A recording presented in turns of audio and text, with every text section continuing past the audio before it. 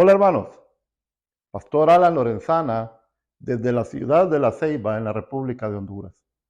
Es un gozo para mí estar en esta hora con ustedes compartiendo la palabra del Señor en el ambiente de nuestro Congreso México Sur 2023 por invitación de nuestro pastor y presbítero Mario Valencia. El tema que me han asignado el día de hoy para compartir con ustedes es aquello que aborta la multiplicación. ¿Cuáles son los enemigos que impiden la sana multiplicación y extensión del reino de Dios por parte de la iglesia? A manera de introducción, quiero compartir un poquito los conceptos de este tema de forma particular. ¿Por qué multiplicar? Para empezar, ¿por qué tendríamos que multiplicar? La razón es porque el corazón del Padre está en esto. Nuestro Padre Celestial tiene en su corazón que todos sean salvos y por ello nos ha mandado que prediquemos el Evangelio a toda criatura, a todo pueblo, a toda lengua, a toda nación, en todo el mundo. En 1 Timoteo 2:4 leemos de la siguiente forma, dice que Él, el Padre Celestial, quiere que todos los hombres sean salvos y vengan al pleno conocimiento de la verdad. Esta es la voluntad de Dios. Pero resulta, mi hermano, que el mundo y la cantidad de gente que hay en el mundo es amplio y es enorme. La población es mucha y no solamente es mucha, crece constantemente de manera exponencial. Por ejemplo, acercándonos al caso de México. ¿Sabía usted que en 1792, que fue uno de los primeros intentos de censo que se realizó en la Nueva España, habían 4.6 millones de habitantes que fueron contados en ese momento? En el tiempo de Porfirio Díaz, que fue el primer censo oficial de la República Mexicana, habían 12.5 millones de mexicanos como resultado de ese conteo, de ese censo. Para el 2022, un poquito más de 100 años después del primer censo, ya eran 131 millones de mexicanos. ¿Nota usted el crecimiento exponencial? Empieza con poco y en poco tiempo son una enorme, enorme multitud. Se calcula para el 2050 que serán más de 150.8 millones de mexicanos que existirán. La única manera que tenemos que podríamos cumplir con el deseo de nuestro Padre es que aprendamos a multiplicar y a expandir el reino de Dios de manera exponencial, tal y cual como crecen las poblaciones humanas. Y es que la multiplicación es la manera bíblica del crecimiento del reino de Dios y de la iglesia. Si usted nota, Jesús comenzó apenas con 3 discípulos, poco tiempo después eran 12, en el primer año apenas y tal vez un poquito más, ya él tenía 70 discípulos que los enviaba a hacer misión. Para el día de Pentecostés eran 120 discípulos que estaban reunidos en el aposento alto, que de 3,000 personas vinieron a Cristo en ese día. Pocos días después, 5,000 personas más. Y continuamente en el libro de los Hechos usted encuentra registrados resúmenes de este crecimiento, de este movimiento, de esta expansión rápida del reino de Dios a medida que está aconteciendo. Usted lee pasajes como aquel que dice en Hechos 9:31, las iglesias tenían paz en toda Judea y Galilea y Samaria y eran edificadas, andando en el temor del Señor y con consuelo del Espíritu Santo, eran multiplicadas. Y crecía la palabra del Señor, nos dice Hechos 6:7, y el número de discípulos se multiplicaba grandemente. En Jerusalén también muchos de los sacerdotes obedecían a la fe. Hechos 12:24, pero la palabra del Señor crecía y se multiplicaba. Como usted puede ya darse la idea, ¿verdad? La multiplicación era la forma en que estaba sucediendo este movimiento de extensión del reino de Dios. Y es que la multiplicación es el diseño de Dios. Y la multiplicación, por tanto, es posible. Sin embargo, usted podrá decir, y yo pienso que muchos pastores hemos estado en este mismo pensamiento, con mucha ilusión, con mucha alegría, con mucho temor, con todo lo que significa arrancar una iglesia, empezamos y empezamos con la intención de ganar a tantos como sea posible para hacer crecer nuestra iglesia y extender el reino de Dios. Y sin embargo, pasa el tiempo y no necesariamente eso es lo que experimentamos. Muchas iglesias crecen algo rápido al principio y luego se detienen por alguna razón. Inclusive muchas de las iglesias más grandes tienen bastante tiempo de estar más o menos en el mismo tamaño, aunque sean bastantes los que se congregan ahí. La multiplicación es posible. Hubo un momento, hermanos, en que yo me acerqué al Señor, un poco frustrado, le confieso, preguntándole, Señor, ¿por qué si hacemos tanto? ¿Por qué si estoy trabajando tanto? ¿Por qué si estamos invirtiendo tanto en el esfuerzo y en lo que significa, implica hacer iglesia? Los resultados, los frutos de ese esfuerzo no son muy parecidos a lo que vemos en el Nuevo Testamento. No sé si usted también ha estado en esa situación. Pero a mí esa situación me llevó a un tiempo de búsqueda de aprendizaje y yo siento que escuché al Señor decirme algo como esto. Alan, tú nunca vas a ver los resultados del Nuevo Testamento hasta que tú hagas lo que los apóstoles, los discípulos de Jesucristo hicieron en el Nuevo Testamento, lo que Jesús les enseñó, el diseño de Dios. ¿De qué estamos hablando? Estamos hablando de un movimiento imparable, acelerado, de hacer discípulos y plantar nuevas iglesias por multiplicación exponencial y que extiende el reino de Dios y completa la gran comisión hasta lo último de la tierra. La buena noticia es que esto ya está sucediendo en el día de hoy. Investigando un poco, leyendo los reportes de la coalición 2414, que es una coalición de movimientos de plantación de iglesias a nivel global, nos reportan que en este momento en el planeta hay más de 1966 movimientos de plantación de iglesias. Para calificar a ellos esto, ¿verdad? Buscan movimientos que al menos tengan plantadas 1000 iglesias, que se duplican año con año y que son iglesias que plantan iglesias, que plantan iglesias y plantan iglesias y son calificadas como un movimiento hasta que al menos hay 4 generaciones de iglesias plantadas. Usan algunos criterios bastante astringentes y estrictos para tratar de enfocarse y poder decir esto es un movimiento. Están sucediendo en toda África, están sucediendo en Oceanía, están sucediendo en Asia, están sucediendo prácticamente en todo el planeta. En los lugares donde menos están sucediendo los movimientos son en Europa Occidental, en Canadá, Estados Unidos y, oiga, en Latinoamérica. ¿Por qué será? ¿Cuáles son estos enemigos, verdad, que abortan la multiplicación y que nos impiden alcanzar niveles de crecimiento y de extensión del reino de Dios bíblicos? Bien, hay que entender primero qué es lo que tenemos que multiplicar. Debemos de multiplicar discípulos, iglesias simples y debemos de multiplicar movimientos. La falta de comprensión, no tener un claro entendimiento acerca de lo que es la multiplicación y cuáles son aquellos elementos que la hacen posible. La multiplicación, mi hermano, no es lo mismo que la suma. Ni siquiera es lo mismo que una suma rápida. Por supuesto que ambas son operaciones positivas, pero no son iguales. Los cristianos modernos, a lo sumo, sabemos sumar, sobre todo los occidentales. Y algunos inclusive puede ser que sepamos sumar un poco más rápidamente. Sin embargo, también hay muchos que son buenos para restar y otros que son buenísimos para dividir. La verdadera multiplicación, quiero que entienda, y esto es lo que quiero compartir con usted el día de hoy, es generacional. ¿Qué quiero decir con generacional? Lo que no quiero decir es que sucede cuando usted se muere y viene otro a sustituirlo. Estoy hablando de generaciones de discípulos que hacen discípulos a su vez, que hacen discípulos, que hacen discípulos. Esto lo encontramos registrado en 2 Timoteo 2:2.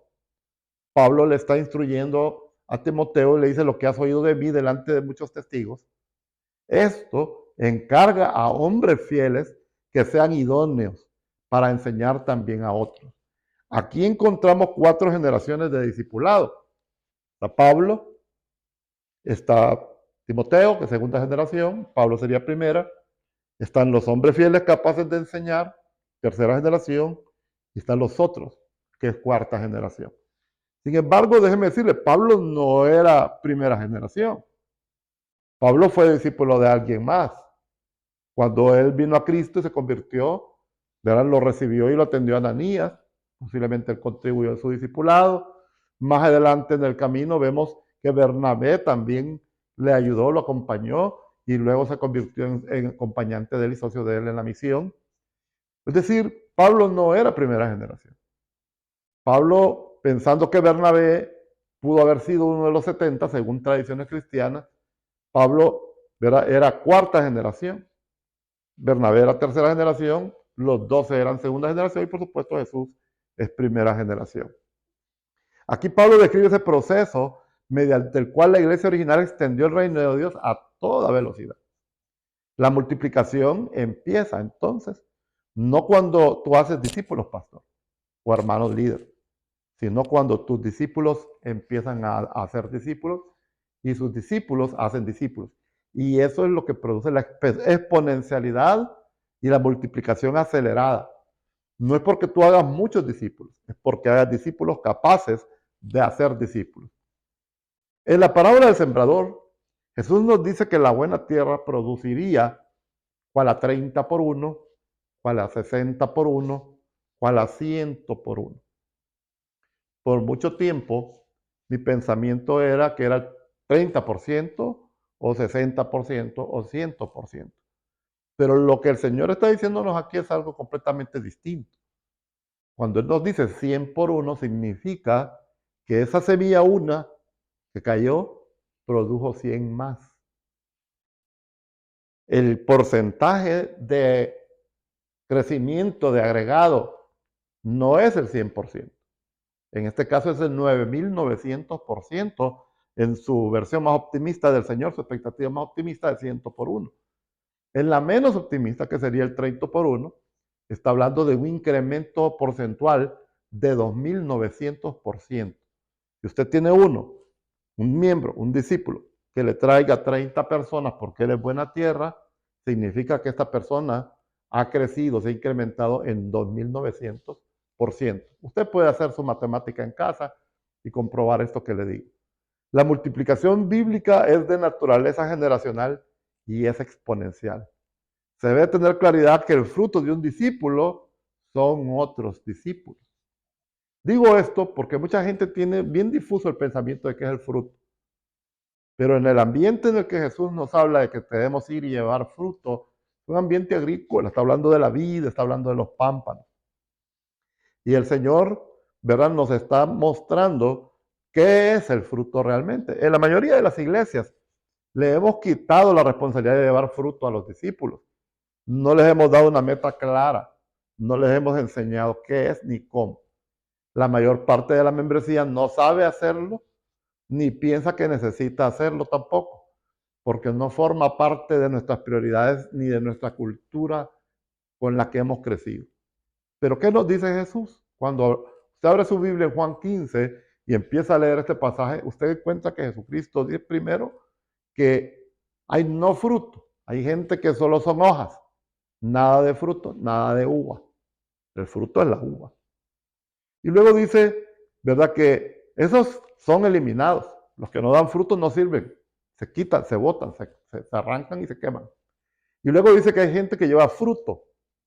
Y luego dice que esos que llevan fruto hay que podarlos, que hay que cortarles para que lleven más fruto. Pero también termina diciendo en Juan 15:8, en esto he glorificado a mi Padre, en que vayan y den mucho fruto y así prueben que son verdaderamente mis discípulos. Un discípulo verdadero es un creyente que da fruto. Ahora, ¿cuál es el fruto? Es muy sencillo, pregúntate. ¿Cuál es el fruto de una parra de uvas? Es fácil, uvas. ¿Cuál es el fruto de un árbol de mangos? Pues mangos. ¿Cuál es el fruto de una palma de cocos? Cocos. ¿Cuál será el fruto de un discípulo, crees tú? ¿Sí? Acertaste. Discípulos. ¿Cuál será el fruto de una iglesia? Correcto. Otras iglesias. Ahora, ¿cuáles son entonces el obstáculo? No estar claro en estas cosas, no entender que el fruto que Dios está esperando de la vida de un creyente son otros creyentes. Y que el fruto de Dios está esperando de la iglesia que tú plantaste no es solo tu iglesia, es que tu iglesia dé iglesias, que se multiplique y produzca, ¿verdad? Conforme a su género y conforme a su especie. Ahora, un segundo obstáculo, una visión mezquina, una visión miope. Este es el segundo enemigo que impide fructificar y crecer y multiplicar. Esto es cuando solo podemos ver nuestro campo de cosecha inmediato, el salón de nuestra iglesia local, nuestro barrio o ciudad, y nos olvidamos hacer aquello que el Señor nos pide y nos manda que hagamos, y es levantar nuestra mirada, dice Él, y miren que la mies es inmensa, es mucha. Hay una cosecha que es global. Antes de irse, Jesús le dice a sus discípulos, recibirán poder cuando el Espíritu Santo descienda sobre ustedes. Y serán mis testigos y le hablarán a la gente acerca de mí en todas partes, en Jerusalén, por toda Judea, en Samaria y hasta los lugares más lejanos de la tierra. Oiga, y esto se lo está diciendo el Señor a un grupo de seguidores, la mayoría de los cuales nunca había viajado más allá de 100 kilómetros de su casa en toda su vida. Toda iglesia local, hermano, es además una iglesia global y debe de tener una visión del tamaño del mundo. Cuando hemos tenido fruto, eso nos impide tener más fruto. Es lo que está diciendo Juan, si usted ya llevó fruto, usted necesita ser podado. Si usted no es podado, lo que va a suceder es que no va a llevar más fruto. Lo que necesitamos es ser podados para poder dar más. Necesitamos podar las ramas de un año y hacer esquejes. Esquejes son ramitas que se siembran para plantarlas y formar nuevas parras que den más fruto. Si usted corta las ramas muy verdes, muy nuevas, no van a enraizar. Y también, si ya son demasiado viejas, también cuesta que enraícen. Es usual, hermano, que aquellos que han dado un poco de fruto piensen que eso es todo. Se conforman con poco. Y eso detiene la multiplicación. Uno de los grandes enemigos de la multiplicación es un poquito de éxito en el ministerio, porque nos sentimos satisfechos. Y aún aquellos que han dado más fruto no saben que podrían haber dado y dar aún 100 veces más y se duermen en sus laureles. Piensen cuánta gente se bautiza al año en una iglesia de 60 a 100 miembros. Posiblemente, si somos como la mayor parte de las iglesias, hacemos 1 o 2 eventos de bautismo al año y terminamos bautizando una docena más o menos de personas y con un poco de descuido a veces ni siquiera eso. O sea que en todo un año, hermano, 60 discípulos fieles del Señor apenas pudieron ganar a 12 personas para Cristo y llevarlas a las aguas del bautismo. ¿Y en qué estamos gastando nuestro tiempo, el dinero que invertimos en la iglesia, los recursos humanos, toda la gente que está ahí, para que nuestra productividad sea tan baja?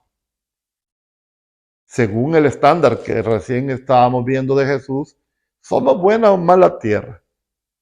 La productividad esperada por Dios es al menos 30 por 1.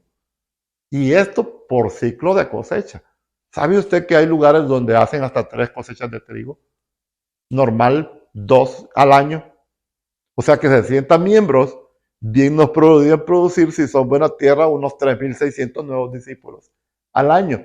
Y déjeme decirle, hay lugares donde se está viendo que eso sucede actualmente en el mundo. No solamente es una nota histórica en el Nuevo Testamento o en momentos que a saber ya pasaron y saber si vuelven. Ahora, mientras platicamos, hay iglesias que se están multiplicando de forma espectacular.